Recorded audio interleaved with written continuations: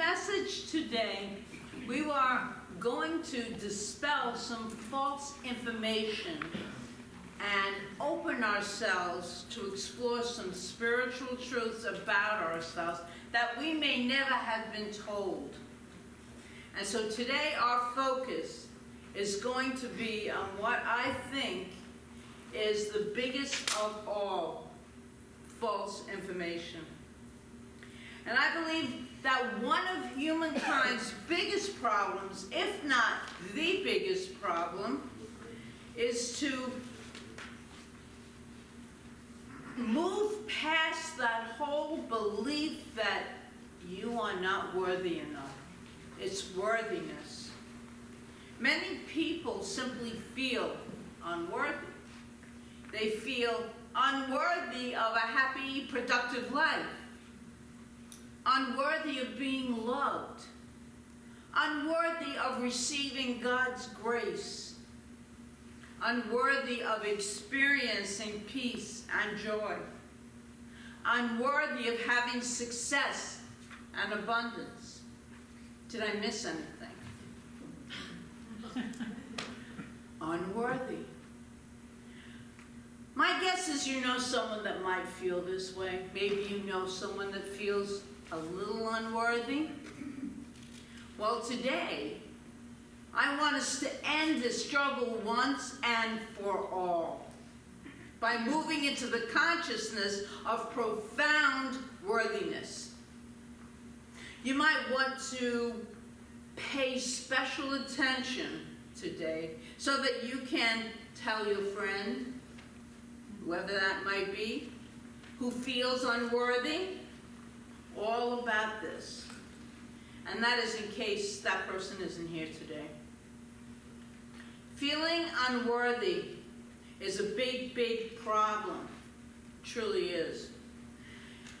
And you just heard me say that.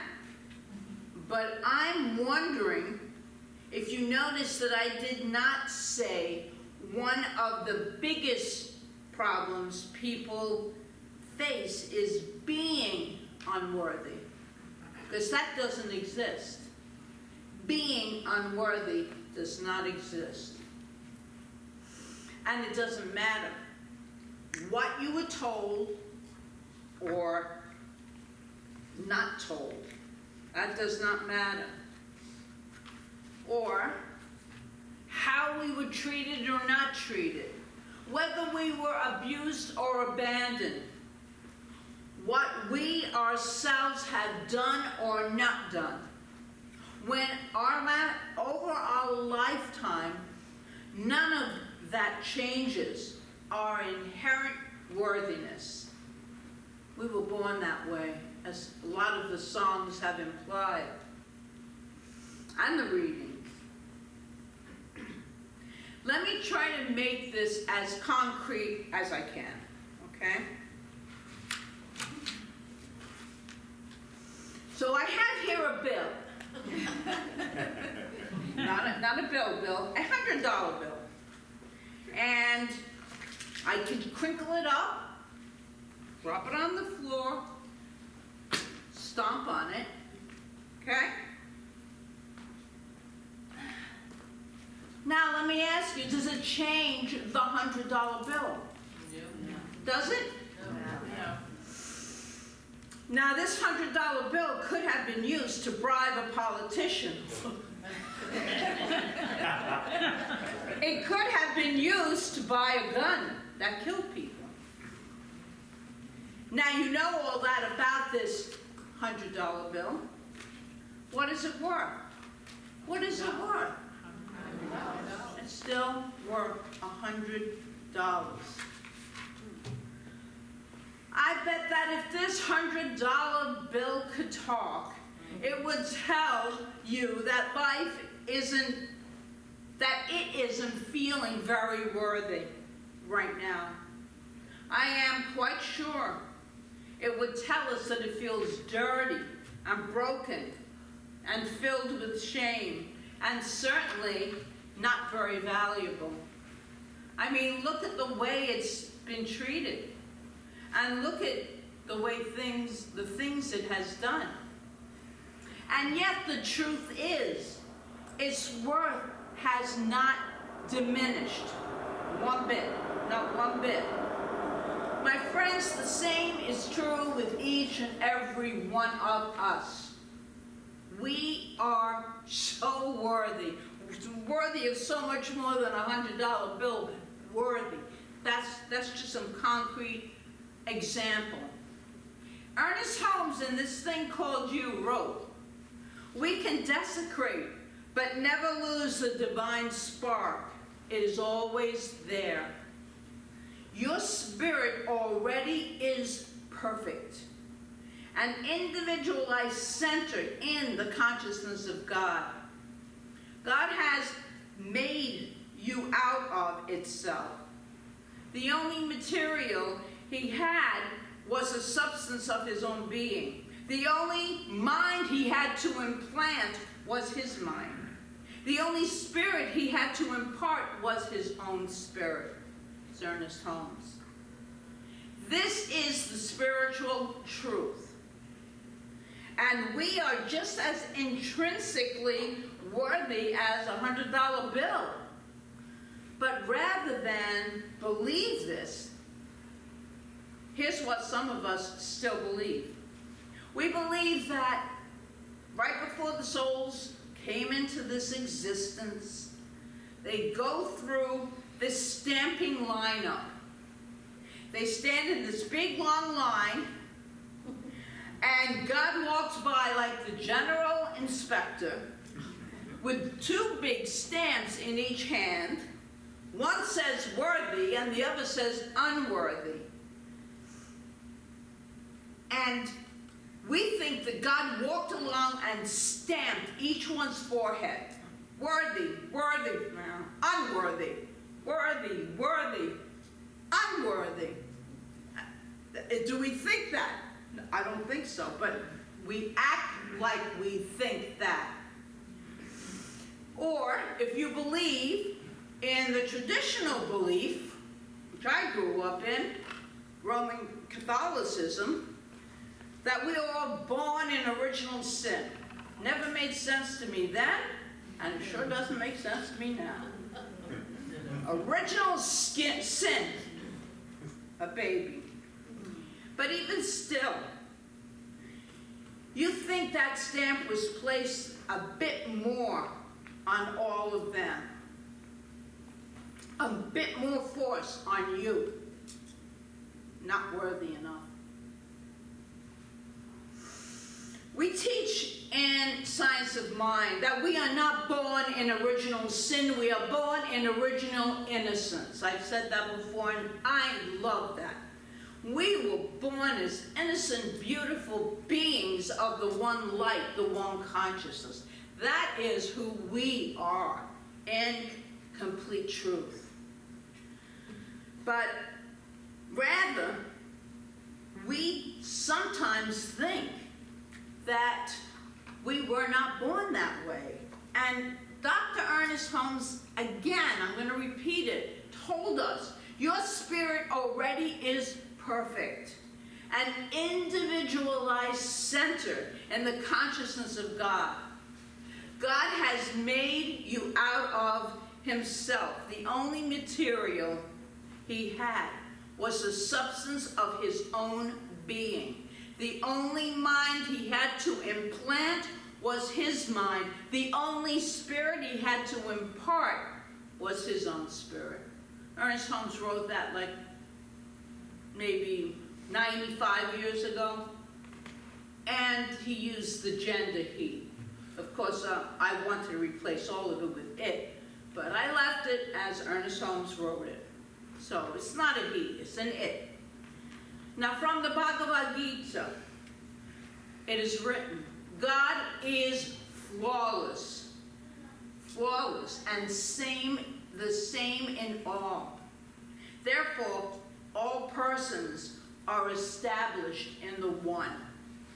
But somewhere along the line, we got stamped, and we stamped usually ourselves, unworthy. Yes, it's true. We may have had a little help along the way.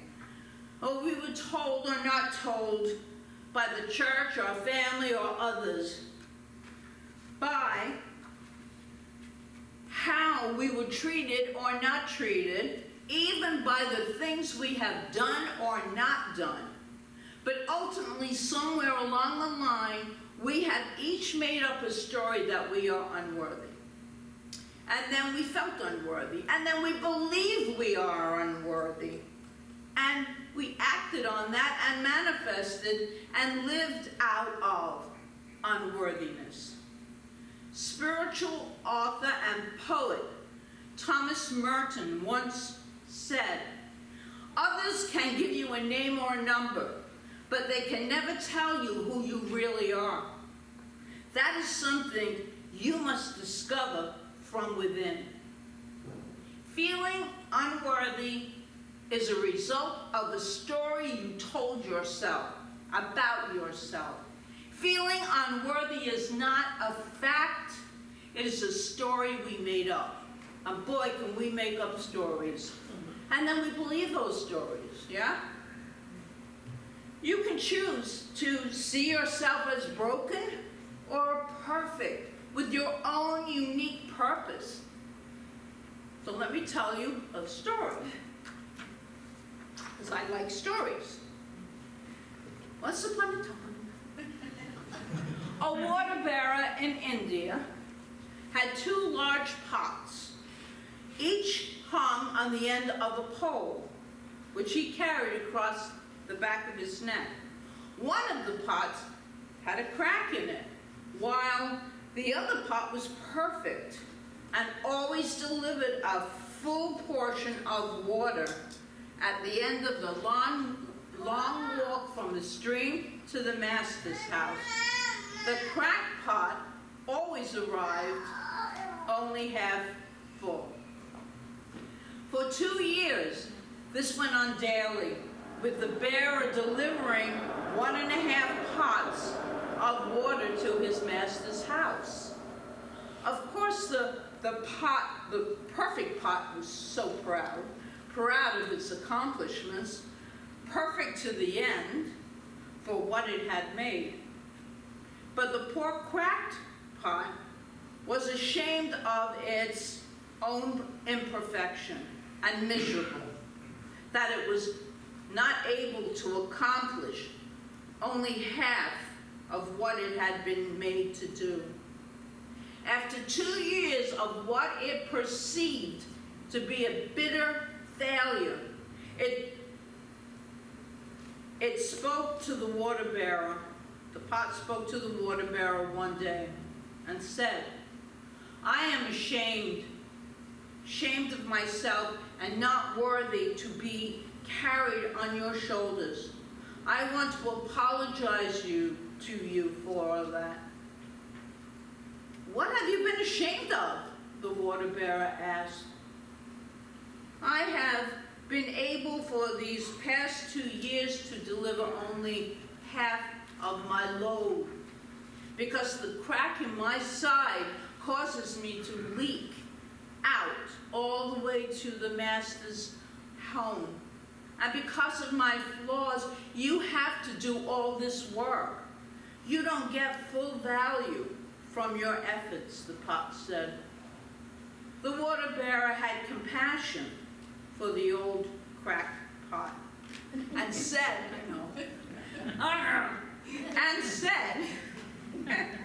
what did it say? Oh, and he said, that cracked pot really gets me. As he returned to the master's house, is what the water bearer told the cracked pot, "I want you to notice the beautiful flowers along the path." Indeed, they went up the hill toward the house, and the old cracked pot took notice of the sun warming all of these beautiful flowers on the side of the path. That cheered him up a little bit, but at the end of the trail, he still felt bad because he hadn't done his part. And so again, he apologized to the water bearer. The bearer said to the pot, Did you notice that the flowers were only on your side of the path, not on the other side? That's because I've always known about your crack, and I took advantage of it. I planted these wildflower seeds all the way up to the master's home on your side. And while we walked, you were watering them. For 2 years, I have been able to pick these flowers and decorate my master's table. And without you, my friend, just the way you are, he would not have enjoyed that beauty to grace his house. I thank you for who you are. It is my deepest, most heartfelt desire that each and every one of us here see who we are, who you really are. See the infinite beauty that is within you and that you are really meant to be. It is my deepest desire that you not only see it, but that you live from it. Live from that place of so much beauty we create and don't even realize that we are creating it. Now the thing is, I have said all of this to you many times before. Say it a lot. The problem is you haven't really believed me. So we're going to try a little different tact this morning. And I trust that this will put the issue to rest once and for all. You may or may not know this about me, but I am an ordained worthiness minister. And this is a very special worthiness scepter that I have right here. And so this sacred ceremony is usually only done one at a time, but I have special permission to do a group blessing. So I'm going to anoint each and every one of you into the full expression of your inherent worthiness this very day. So if you will all stand.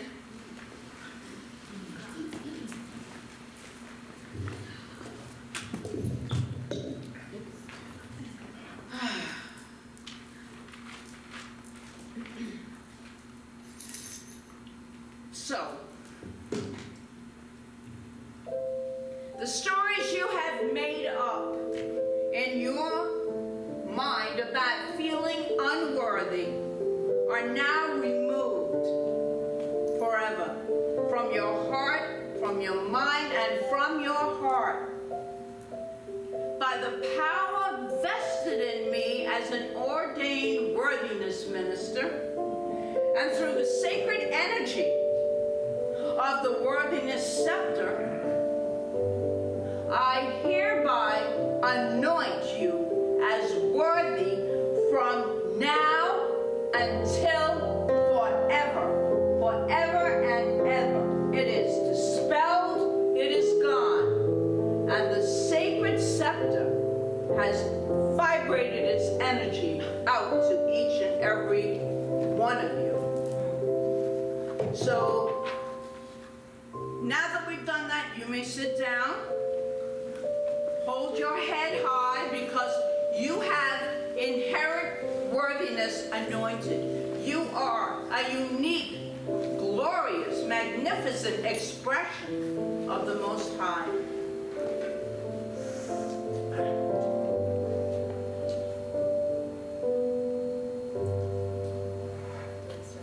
Sing this if you like. I love myself the way I am. There's nothing I need to change. No, you know the words. The perfect me. There's nothing to rearrange.